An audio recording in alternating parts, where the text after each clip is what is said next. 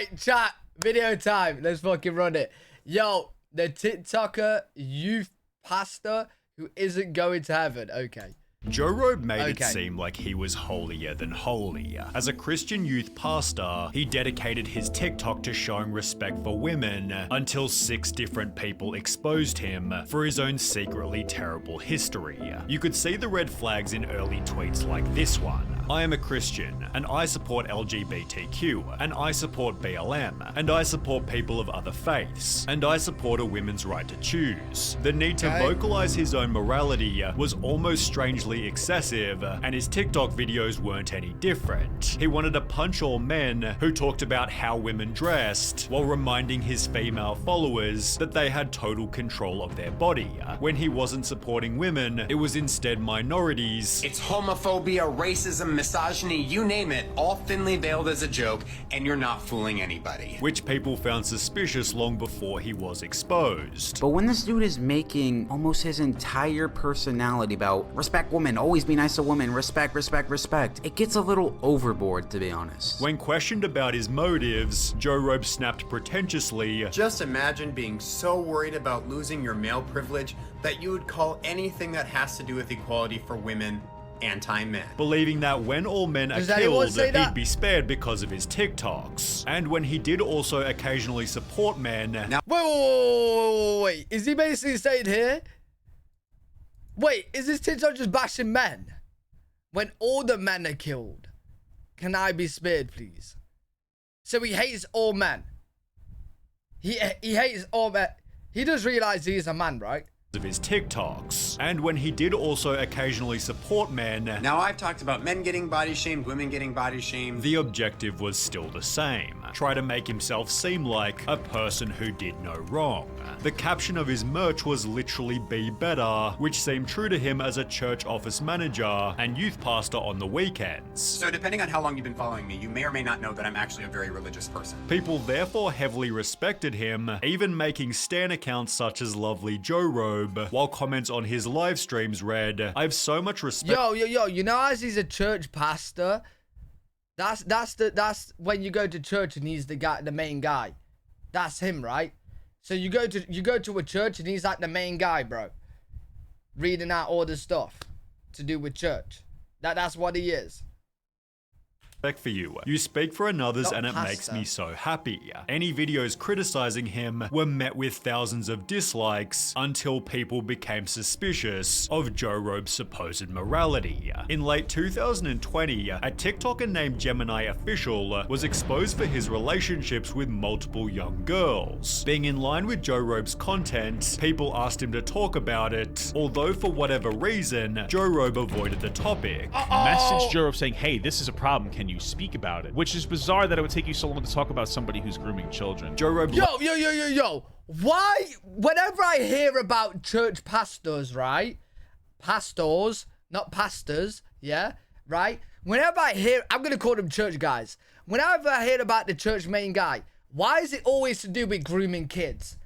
I swear, every time, bro, every time someone talks about the church main guy, bro, grooming kids come into conversation.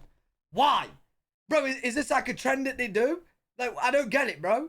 later explained on Discord that denouncing the actions was simply too obvious, although having previously claimed the goal of his TikTok was to create a safe space for young people, it seemed odd that Joe Rogan didn't want to talk about it. Perhaps he was simply avoiding drama, but this wasn't the only example where Joe Rogan deflected an obvious topic. He'd become friends with a TikToker named The Calvin Brandel, whose videos promoted a similar sentiment to those made by Joe Rogan. Well, turns out he'd been doing exactly what he disavowed, explaining he thought it was okay because he was TikTok famous. I felt that with TikTok my ego was super inflated and I felt like I was invincible, I was unstoppable, I couldn't make any mistakes. Despite having photos together on Instagram, Joe Rogan avoided the situation. You have no problem calling out problematic men, but it seems like the problematic man is your friend and you're a little quiet. Eventually addressing what had happened with this iconic statement. I've never heard I'll of say it it. again. If you groom somebody, you are disgusting. The scum of the earth. Joe Robe, however, was doing exactly this himself.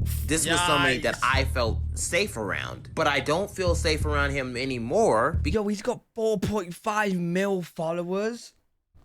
Bro, what? Yo, I got to become a leader of a church, mate. 4.5 mil? Because he's a groomer.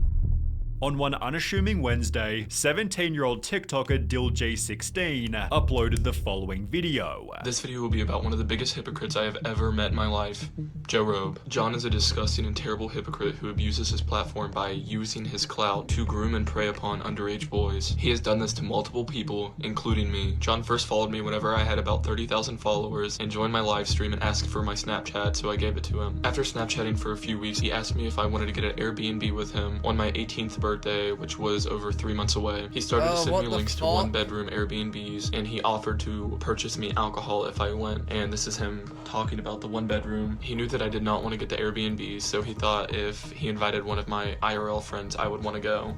That's him asking when he was going to turn 18. And while Joe Robe was at least waiting until their 18th birthday, the group chat they shared wasn't quite so clean. During one of the Zooms with all of my TikTok friends, John thought it would be a good idea to have us all take a BDSM score test and send him our results. Keep in mind, the youngest was 15 years old and— Wait, what's that? What's a BDSM score test? What's that? What's that? Quite so clean. During one of the Zooms with all of my TikTok friends, John thought it would be a good idea to have us all take a BDSM score test. BDSM? What's BDSM? What's BDSM? BDSM score test? Yo, can I donate? Vart says exclamation mark donate. But is bondage? But no, but what's a score test? What's a BDSM score test? I know what bondage is, but what's a score test of it, bro? Ah, no, I'm confused. And send him our results. Keep in mind, the youngest was 15 years old and the oldest were— It's a test for like sexual stuff. Rates how good or bad you are. What the wait, so you take a test and it will tell you how good or bad you are at bondage? What the fuck? Yo, this is messed up, bro. I should take one. I ain't taking one, bro. 19, and there were only 2 19-year-olds, and everybody else was 17 and below. Which had happened just a month before Joe Robe's 28th birthday. DillG added one more detail before the video finished. I found out that there are multiple people that John has groomed. As a person named Coco then also came forward. He started asking like different questions, like what state do you live in, and do your parents let you travel, and do you like to travel, and and he offered to buy me a room with him. He offered to buy me alcohol. This is the one quote I remember him talking to me. I may be a pastor, or I may work for God, but I'm not against kids having fun. Bro, that... Yo, that's... Yo. That... I don't get it. I don't get it, bro. I don't get it. This is fucked. Bro, I'm telling you, I've heard so many stories of the church main guys doing stuff with kids or like shit like that, bro. Like, what is going on? What is going on, bro?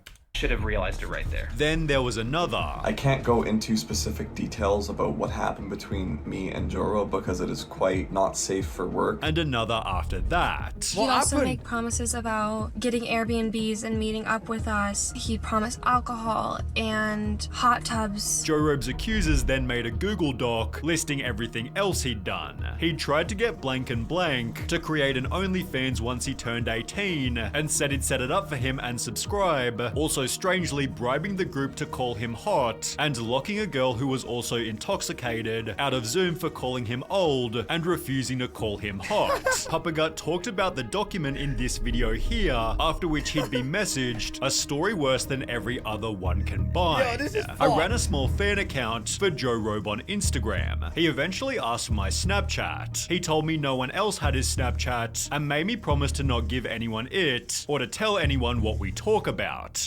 conversations got really weird, and he sent me a lot of dirty pictures, 4 of which were included to prove he wasn't lying. I was also 14 at the time. He didn't even bother to ask how old I was or for any form of identification, but he would call me a baby a lot and would try and force me to call him daddy. To make matters worse, John's church profile explained, outside of his work at St. John, he is a private music teacher with over a dozen students, and up until recently was the activities chair for the Northern Sky District of the Boy Scouts of America. But wait until you hear why he left his previous job. Someone messaged one of the accusers, I wanted to reach out because I'm on staff at the church he used to work at. He was removed from staff over 2 years ago, and he was really upset with our church and strict protocols for working with youth, so he left to go to another church. We're currently in the process of contacting the other church and places he's at, as well as local authorities. Joe Robe's LinkedIn partially confirms the story's legit, as it shows he previously worked in the very same church as the lady who told the anecdote. Unsurprisingly, people demanded Joe Robe also lose his new job, St. John Lutheran Church. You have some explaining to do. With Papa Gut even calling the church directly.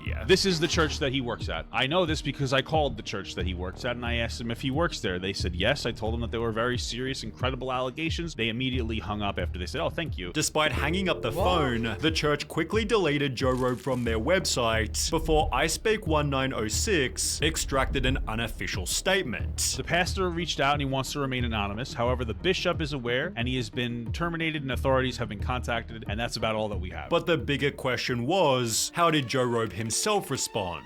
Did he make a self-aimed TikTok about his own heinous actions? Yo, yeah, no, like surely something will happen to him from all of these people coming out, right?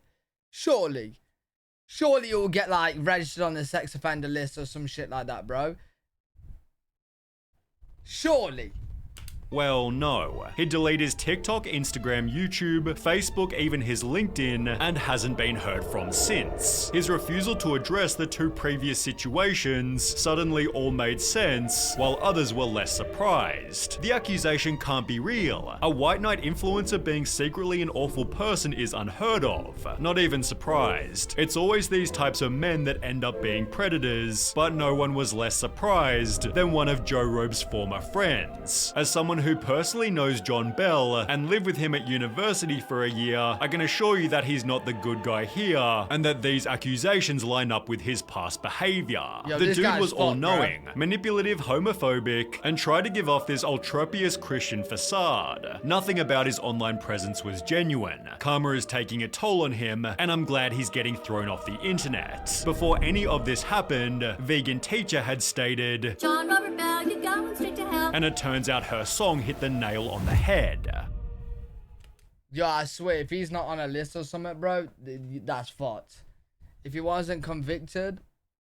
But yeah, but surely there's like, surely the kids can send, like, someone has pictures of him naked, bro. Surely they can send, like, texts, pictures, conversations they've had with him to get him on a sex offender list, bro. That shit's fucked, man. People are disgusting, bro.